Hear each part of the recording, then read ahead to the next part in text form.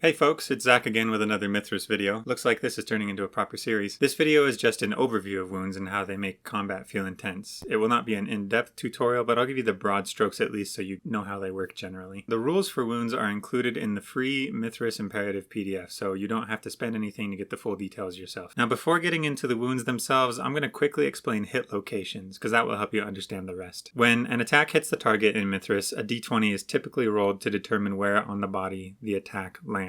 For example, if you attack a human or most humanoid creatures, rolling a 20 hits them in the head. You can refer to the tables in Mythras or Mythras Imperative to figure out where things land, but most Mythras character sheets also include the die rolls for hit locations, so it's real easy to tell where you hit or get hit at a glance. When fighting a creature with a body that has a different shape, they have a different table for hit locations. Rolling a 9 against a human is a blow to the abdomen, but rolling a 9 when you're hitting a centaur means that you've hit their forequarters. Okay, that's hit locations taken care of. Now let's talk about the wounds themselves. There are 3 levels of wounds that a character may receive during combat. Minor wounds occur when a hit location takes any damage, but its hit points remain positive, above 0. Serious wounds occur when a hit location drops to 0 or lower. And major wounds occur when a hit location drops all the way to its negative max HP. For example, if your arm has a max HP of 4, then you'd get a major wound when you reach negative 4. Minor wounds may be painful, but they don't have any other effects. Serious wounds permanently scar your character. You'll carry the reminder of this fight for the rest of your life. They also stun your character for up to 3 rounds, during which you can parry or evade enemy attacks, but you can't launch any of your own. If you take a serious wound to your arm or leg, there's also a chance that you'll either drop what you're holding or fall to the ground. That limb could also be rendered useless until it has had a chance to properly heal. It's even worse if you take a serious wound to the chest, head, or abdomen, with the possibility that you'll be knocked out for several minutes, left at the mercy of your opponents. You can already see how serious wounds can be bad enough, but major wounds are even worse. A major wound instantly renders you incapacitated. You cannot continue fighting. A major wound to a limb cuts it off, rips it off, or otherwise permanently damages it. It could also knock you unconscious from the pain. But a major wound to the head, chest, or abdomen automatically knocks you unconscious, and your endurance skill is your last line of defense here. You make a final opposed roll against your enemy's attack, and I like the way that the book says it. I just think this is really funny. Failure on this endurance roll results in an instant and gratuitous death. Even if you survive the initial attack, a major wound will still kill you if you don't receive first aid within a few combat rounds. The exact number of rounds depends on your character's healing rate, which I mentioned in the characteristics and attributes video. I guess there's actually another final line of defense here, because if you have any luck points left, you can use one to downgrade a major wound to a serious wound. Alright, recovery. One of the things that I like about the wound system is that it takes a long time to heal from severe injuries. Sometimes after taking a major wound, you may not ever fully recover. The exact rate of recovery depends on your character's healing rate. But in general, recovering hit points takes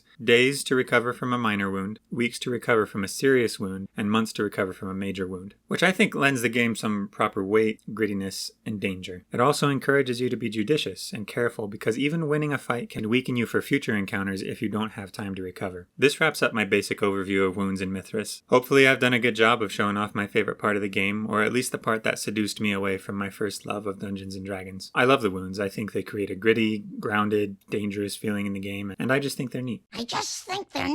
Like I said, there's more detail in Mythras Imperative, so go ahead and download that for free, or if you've been enjoying these videos, go ahead and just buy the core rulebook. It's a great system and super underrated for people like me who like a little bit of crunch in their games. I also recommend joining the Mythras Discord server, where you'll find a lot of people who know the game a lot better than I do, and folks there are pleasant and intelligent, and I like them. I've included the link for that below as well. If you want to support this channel, you can pledge a few bucks on Patreon, like our 2 devoted members, Firetree503 and Mama, where you'll see behind the scenes stuff on our video game development journey, as well as the transcripts of my play-by-post adventures I run using Mythras. You can also buy an illustrated PDF transcript of the adventure on our itch.io page if you want to read it in style. Link for that is also below. Thank you again for watching.